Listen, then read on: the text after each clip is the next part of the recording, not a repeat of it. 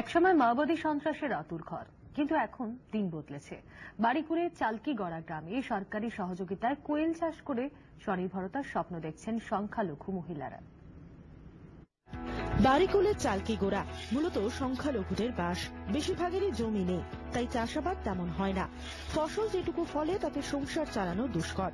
বাড়ির পুরুষরা তাই কাজের খোঁজে গা ছাড়া। এতদিন বাড়িতে বসে তাদেরই পথ চেয়ে থাকতেন মহিলারা। উপার্জনের ইচ্ছে থাকলেও উপায় ছিল না। বাঁকুড়ার বারিকুল থানার চালকিগোড়া গ্রামের রেহেনা মেহরুন্নিসাদের কাছে উপার্জনের কোনো রাস্তা ছিল না।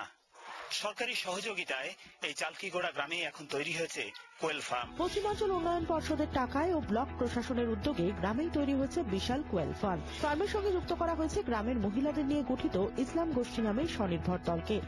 সংসারের কাজকর্ম সামলে ফার্মের কোয়েল ছানাগুলিকে একটু একটু করে বড় করে তুলছেন রেহানা মেহরুন্নিসারা। একটু একটু বড় হচ্ছে কোয়েল ছানারা। এখানে জল পাল্টাই, পরিষ্কার পরিচ্ছন্ন করি, খাবার দিই, আর দেখাশোনা করি, পরিষ্কার পরিচ্ছন্ন রাখি।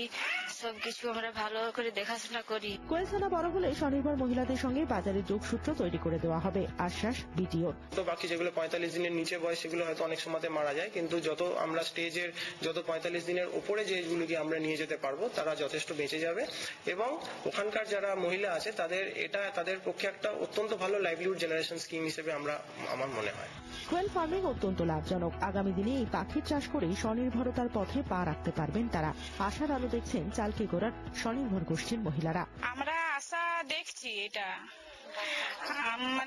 আশা দেখছি খুবই ভালো, কিন্তু এই যে বাচ্চা মারা যাচ্ছে, তো সেই কারণে একটু ডাক্তার এইরকম কিছু পেলে খুব ভালো হয়, সুযোগ সুবিধা আরো পেলে ভালো হয়। তারা ধীরে ধীরে স্বনির্ভরতার দিশা দেখছেন।